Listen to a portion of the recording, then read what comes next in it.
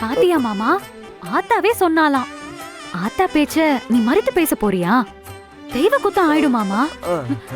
ஐயா, நான் உங்களை நம்புறேன், நீங்க சொல்லுங்க.